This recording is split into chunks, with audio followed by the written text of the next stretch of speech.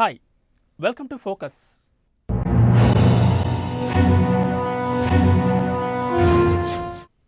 UPA ప్రభుత్వం తాను అధికారంలోకి వచ్చినప్పటి నుంచి గ్రామీణ ప్రాంతాలపై ప్రత్యేక దృష్టి పెట్టింది. గ్రామీణ ఉపాధి హామీ పథకం వల్ల పల్లెల్లో నిరుద్యోగం, పేదరికం తగ్గించడానికి గట్టి కృషి జరిగింది. రైతులకు రుణాల మాఫీ కూడా ప్రజలకు ప్రయోజనం కల్పించింది. 2009 ఎన్నికల్లో యూపీఏ తిరిగి అధికారంలోకి రావడానికి ఈ పథకాలు బాగా ఉపయోగపడ్డాయి. అయితే ఆంధ్రప్రదేశ్ విభజన ప్రతిపాదన సమయంలో యూపీఏ ప్రభుత్వం గ్రామీణ ప్రాంతాల అవసరాలను పరిగణలోకి తీసుకుంటుందా లేదా అన్న అంశం ప్రస్తుతం చర్చనీయాంశమైంది. సమస్యలు ఉన్నది ఏపీ ఎన్జీఓలు ఒక్కరికేనా? హైదరాబాద్ భవిష్యత్తే ఏకైక సమస్య? నీటి పంపిణీ ఒప్పందం కుదిరితే సరిపోతుందా? పేదరికం ఉన్న పల్లెల మాటేమిటి? విభజన సమయంలో లెక్కలేని సమస్యలు.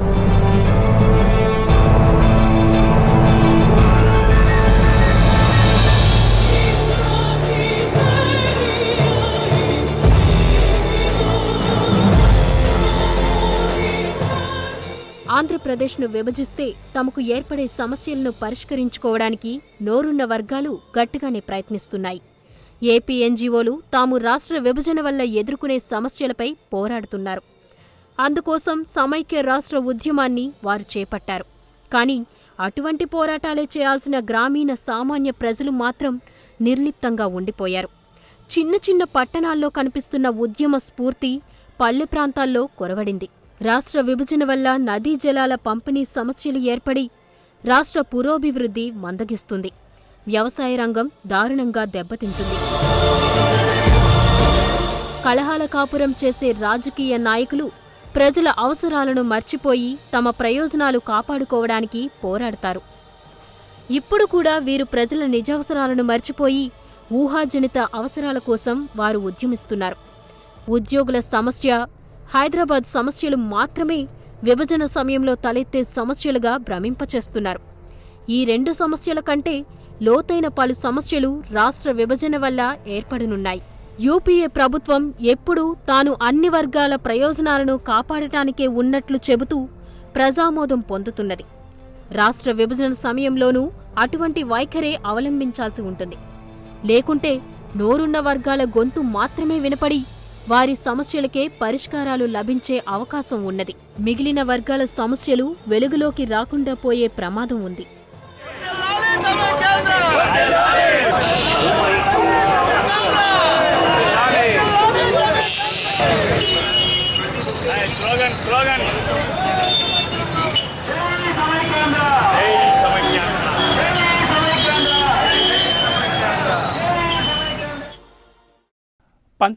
తర్వాత ఆంధ్రప్రదేశ్లోని వివిధ ప్రాంతాల మధ్య ఆర్థిక వ్యత్యాసాలు, అక్షరాస్యతలో తేడాలు, ఇతర రంగాలలో తేడాలు బాగా తగ్గిపోయాయి. ఆంధ్రప్రదేశ్ అవతరించిన తర్వాత తెలంగాణ ప్రాంతంలో వేగంగా అభివృద్ధి జరగడం వల్ల ఈ పరిస్థితి ఏర్పడింది.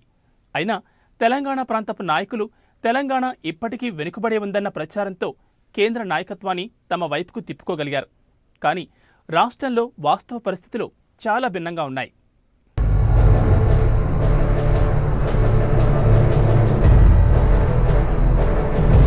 రాష్ట్రంలో వెనుకబడ్డ మండలాలు 300. వెనుకబడ్డ మండలాల అభివృద్ధికి ఏదీ వ్యూహం? తెలంగాణ కంటే వెనుకబడ్డ రాయలసీమ, ఉత్తరాంధ్ర. ప్యాకేజీలు వద్దు, సమైక్యమే ముద్దు.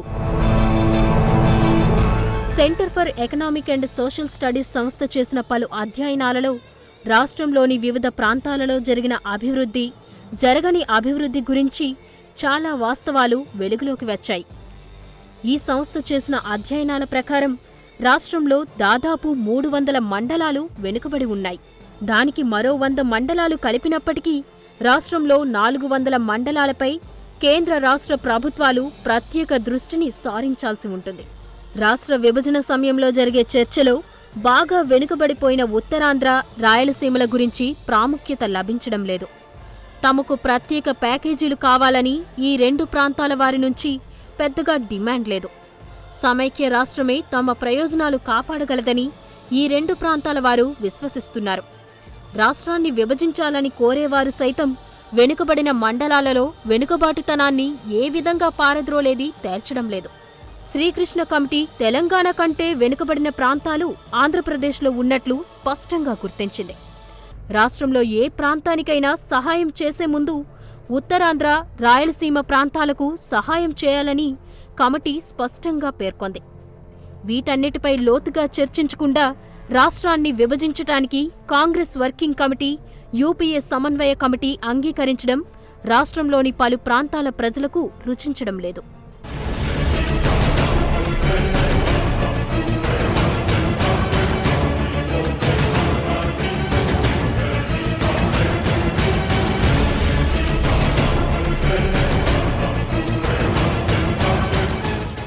నిజానికి రాష్ట్రం నుంచి వెనుకబాటుతనాన్ని పారద్రోలాలంటే అనేక పథకాలను చేపట్టాల్సి ఉంటుంది. అందులో ముఖ్యంగా ఈ 400 మండలాల్లో అడవుల పెంపకం, పశుగణాల అభివృద్ధి వంటి కార్యకలాపాలు చేపట్టాలి. ముందు రాష్ట్రాన్ని విభజించండి, తరువాత మా ప్రాంతాన్ని మేము అభివృద్ధి చేసుకుంటామన్న వైఖరి కొందరు అవలంబిస్తున్నారు. ఇది అధికార కాంక్ష అవుతుంది తప్ప అన్యం కాదు. గ్రామీణ ప్రాంతాల అభివృద్ధికి ప్రత్యేక వ్యూహం లేకుండా రాష్ట్రాన్ని విభజించడం వల్ల ప్రయోజనం శూన్యం. చిన్న రాష్ట్రాలు ఏర్పడితే సమస్యలన్నీ తీరిపోవు. జీడీపీలో అప్పుడు వ్యవసాయం వాటా 60%. జీడీపీలో ఇప్పుడు వ్యవసాయం వాటా 14%. పట్టణాల్లో ఆదాయం పెరుగుదల, పల్లెలో ఆదాయం తగ్గుదల.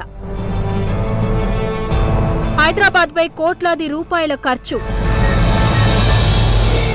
చిన్న రాష్ట్రాలు ఏర్పడినంత మాత్రాన పల్లె ప్రాంతాలు అభివృద్ధి చెందుతాయని ఆశించడం కష్టం.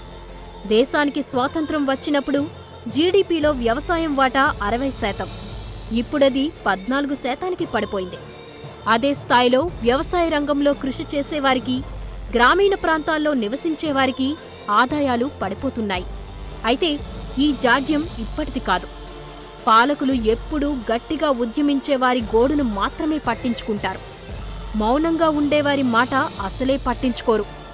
ఇప్పుడు రాష్ట్ర విభజన సమయంలో ఇదే జరుగుతోంది. గతంలోనూ ఇలాగే జరిగేది.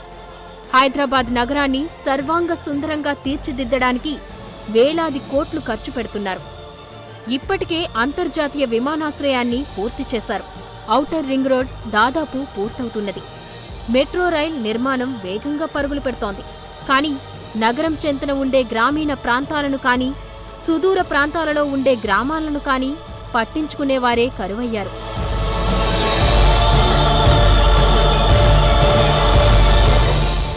(2001, 2011) సంవత్సరాల మధ్యకాలంలో దేశంలో పట్టణ జనాభా దాదాపు 10 కోట్లు పెరిగింది.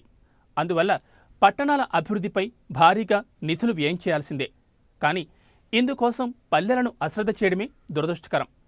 పల్లె ప్రజలు విమానాశ్రయాలు, ఔటర్ రింగ్ రోడ్లు, మెట్రో రైళ్లు కోరుకోరు.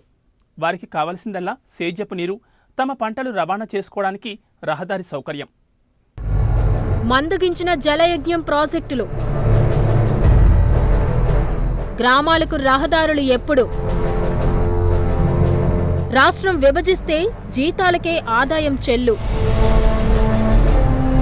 విభజనకు ముందే ప్రశ్నలకు సమాధానాలు. నిజాం కాలం నాడు హైదరాబాద్ మీదే దృష్టి. పల్లెల్లో పన్నులు, పట్టణాల్లో జలసాలు.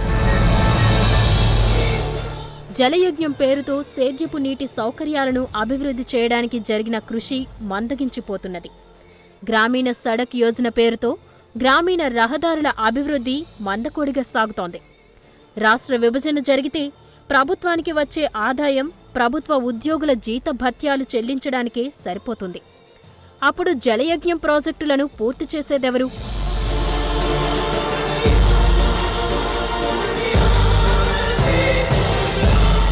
గ్రామీణ రోడ్లను నిర్మించేదెవరు? ఈ ప్రశ్నలను సీమాంధ్రలోనే కాకుండా తెలంగాణ ప్రాంతంలో కూడా ప్రజలు అడుగుతున్నారు. రాష్ట్రాన్ని విభజించే ముందు ఈ ప్రశ్నలకు సమాధానం చెప్పాల్సి ఉంటుంది. పట్టణాల్లో ఆదాయ మార్గాలను అభివృద్ధి చేయడానికి పల్లెలను దీర్ఘకాలం నష్టపరిచిన విషయాన్ని ఏ ఆర్థికవేత్తను అడిగినా చెబుతారు. నిజాం కాలంలో కూడా ఇదే పరిస్థితి. విస్తృతమైన ప్రాంతంలో ప్రజల మీద భారీగా పన్నులు వసూలు చేసి హైదరాబాద్ను అభివృద్ధి చేశారు. హైదరాబాద్ నగరానికి నీటి వసతి కల్పించడానికి నిర్మాణాల కోసం 1940 దశకంలోనే 3 కోట్లు ఖర్చు చేశారు. దీని నిర్వహణకు ఏటా 14 లక్షలు ఖర్చు చేసేవారు.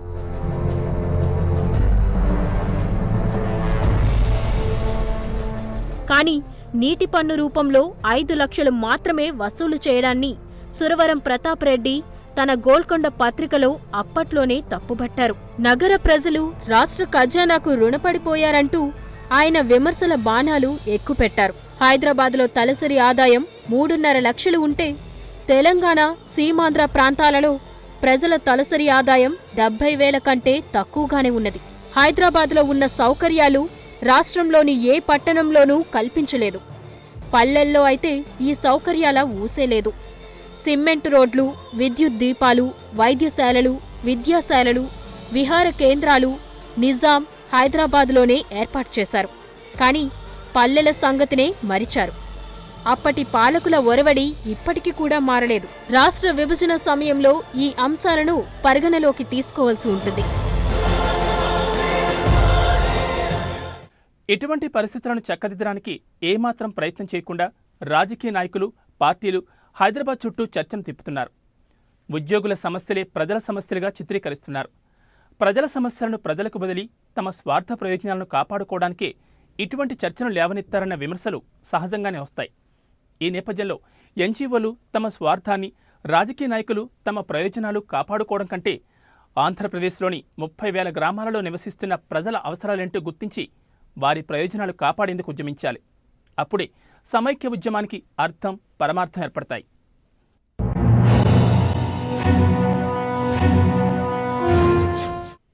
ఆంధ్రప్రదేశ్ను విభజించాలని నిర్ణయించిన నేపథ్యంలో రకరకాల అంశాలు తెరమీదకు వస్తున్నాయి. హైదరాబాద్ ఆంధ్రప్రదేశ్కు రాజధానిగా వచ్చేనాటికి పరిస్థితి, ఈ 60 సంవత్సరాలలో హైదరాబాద్ అభివృద్ధి, ఆ అభివృద్ధిలో వివిధ ప్రాంతాల వారి పాత్ర చర్చనీయాంశమయ్యాయి. అప్పుడు 5వ స్థానమే, ఇప్పుడు 5వ స్థానమే. తెలంగాణ భూములు సీమాంధ్రులు కబ్జా చేశారా? ఆవేశంతోనూ అక్కసుతోనూ ఆరోపణలు, పాక్షిక సత్యాలు చలామణి, చూసేవారి దృష్టిని బట్టి అభిప్రాయాలు. ఆంధ్రప్రదేశ్లో హైదరాబాద్ విలీనమయ్యే నాటికి హైదరాబాద్ దేశంలోని నగరాల్లో 5వ స్థాయిలో ఉండేదని, ప్రస్తుతం కూడా 5వ స్థాయిలోనే ఉంది కాబట్టి హైదరాబాద్ను ఎవరూ అభివృద్ధి చేయలేదని కొందరు వాదిస్తున్నారు. సర్కారీ అండతో తెలంగాణ భూములను సీమాంధ్రులు కబ్జా చేశారని మరో వాదన తెరమీదకి తెస్తున్నారు. అలాగే హైదరాబాద్లో పన్నుల రూపంలో వచ్చే ఆదాయం కంటే సీమాంధ్ర ప్రాంతంలోని దేవాలయాలకు ఎక్కువ ఆదాయం వస్తుందని కూడా ప్రచారంలో పెట్టారు. ఈ ప్రచారాలన్నీ అక్కసుతోనో ఆవేశంతోనో చేసిన ఆరోపణలు తప్ప ఇవి పాక్షిక సత్యాలే. కోస్తా జిల్లాలో జలవనరుల సహాయంతో పంటలు పండించి ఆ మిగులుతో తెలంగాణ భూములను కబ్జా చేశారని కొందరు తెలంగాణవాదులు వాదిస్తున్నారు. తాము భూమి పుట్ర అమ్ముకొని రాష్ట్ర రాజధానికి వలస వచ్చి అభివృద్ధిలో భాగస్వాములమయ్యామని, తాము సంపద సృష్టించి తాము కూడా సంపన్నులమయ్యామని సీమాంధ్రులు అంటున్నారు. చూసేవారి దృష్టిని బట్టి ఎవరికి వారు సొంతంగా అభిప్రాయాలు ఏర్పాటు చేసుకోవచ్చు. భారతదేశంలో సంస్థానాల విలీనం సందర్భంగా సంస్థానాధీశుల ఆస్తులను రక్షిస్తామని ఇచ్చిన హామీలను నెరవేర్చలేదని కూడా విమర్శలు వస్తున్నాయి. సర్ఫేకాజ్ భూములు నిజాం వారసులకు చెందాలన్న కొత్త వాదనలను లేవదీస్తున్నారు. హైదరాబాద్, రంగారెడ్డి జిల్లాల్లో భూముల ధరలు విపరీతంగా పెరగడం వల్ల లబ్ధి పొందిన వర్గాలు రాజకీయాధికారం కోసం కృత్రిమ తెలంగాణ ఉద్యమాన్ని ప్రారంభించారన్న విమర్శలు మరోవైపు నుంచి వస్తున్నాయి. హైదరాబాద్ ప్రాంతం ఆంధ్రప్రదేశ్లో విలీనమయ్యేటప్పుడు కుదిరిన పెద్ద మనుషుల ఒప్పందం ప్రకారం హైదరాబాద్తో సహా తెలంగాణలో ప్రాంతేతరులు భూములు కొనే వీల్లేదని, కొన్నా అవి చెల్లవని తెలంగాణవాదులు కొత్త వాదన లేవదీస్తున్నారు. తెలంగాణ ప్రాంతీయ బోర్డు అనుమతి తీసుకునే భూ లావాదేవీలు జరపాలని పెద్ద మనుషుల ఒప్పందం కుదిరింది. రద్దయిన తెలంగాణ ప్రాంతీయ బోర్డు, అదుపు లేకుండా పోయిన భూముల కొనుగోళ్లు. హైదరాబాద్ 150 కిలోమీటర్ల పరిధిలో తెలంగాణేతరుల ఆధిపత్యం. వేల కోట్ల ప్రభుత్వ భూములు అన్యాక్రాంతం. చెరువులు పూడ్చేశారంటూ సీమాంధ్రులపై ఆరోపణలు. ఆంధ్రప్రదేశ్ ఏర్పడిన తర్వాత తెలంగాణ ప్రాంతీయ బోర్డునే రద్దు చేయడం వల్ల భూముల కొనుగోళ్లపై అదుపు లేకుండా పోయింది. అందువల్ల హైదరాబాద్ కేంద్రంగా 150 కిలోమీటర్ల పరిధిలో భూములపై తమ ఆధిపత్యం తగ్గిపోయిందని తెలంగాణ వాదులు విమర్శిస్తున్నారు. నగరంలో వేల కోట్ల విలువ చేసే ప్రభుత్వ భూములు అన్యాక్రాంతం అయ్యాయని కూడా ఆరోపిస్తున్నారు. రాజధానితో పాటు శివారు ప్రాంతాలలో పెద్ద ఎత్తున చెరువులు పూడ్చి వాటిని ప్లాట్లుగా మార్చి అమ్ముకున్నారన్న విమర్శలు కూడా ఉన్నాయి. నగరంలో 400 చెరువులు మాయం కావడానికి సీమాంధ్ర పెత్తందార్లే కారణమన్న ఆరోపణలను తెలంగాణ వాదులు యథేచ్ఛగా చేస్తున్నారు. తెలంగాణ అంతా చెరువులు మాయం కావడానికి సీమాంధ్రులే కారణమన్న విమర్శలు కూడా గతంలో వచ్చాయి. కానీ వాస్తవ పరిస్థితి ఇందుకు భిన్నంగా ఉంది. నిజాం కాలంలో తెలంగాణ అంతా సిరులు కురిశాయని, చెరువులు కుంటలు నీళ్లతో కలకలలాడాయని, సేద్యపు ప్రాజెక్టులను నిజాం ప్రభువులు ఎంతో చాకచక్యంతో నిర్మించేవారని ప్రచారం చేస్తుంటారు. కానీ ఇంతకంటే పచ్చి అబద్ధం మరొకటి లేదు.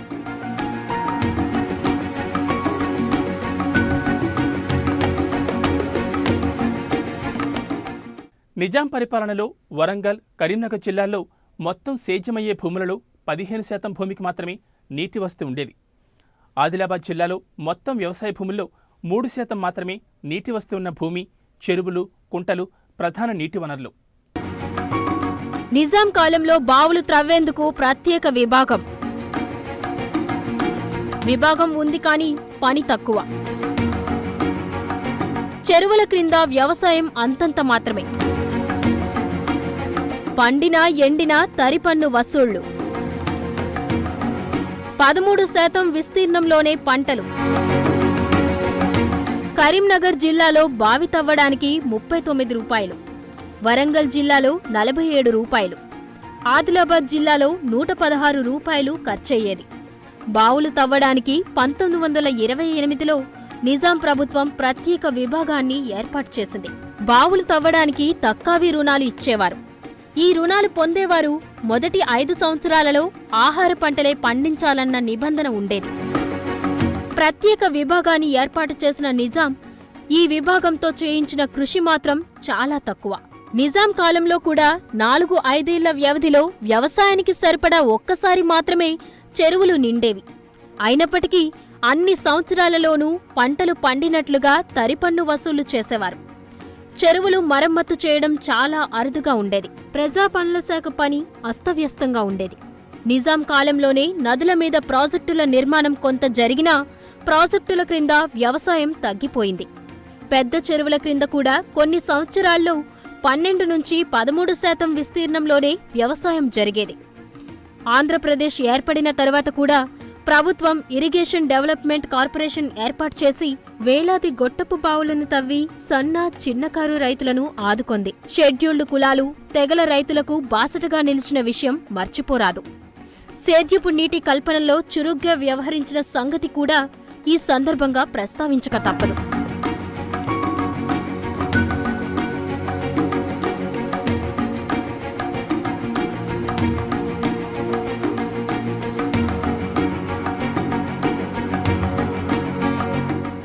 తెలంగాణ ప్రాంతంలో చెరువులు కబ్జా గురికావడానికి ఎవరు కారకులో ప్రజలకు బాగా తెలుసు. మారుమూల జిల్లాల్లో స్థానిక పెత్తందార్లు ఈ పనులు చేశారని ప్రజలు గుర్తించారు.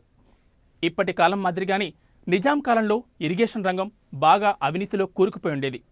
లంచాలిస్తే తప్ప ఇరిగేషన్ అధికారులు నీటిని వదిలేవారు కాదు.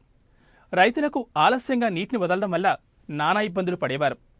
వాస్తవాలు ఇలా ఉంటే తెలంగాణ సమస్యలన్నింటికీ ఎవరిపైనో నిందలు వేయడం విజ్ఞత అనిపించుకోదు.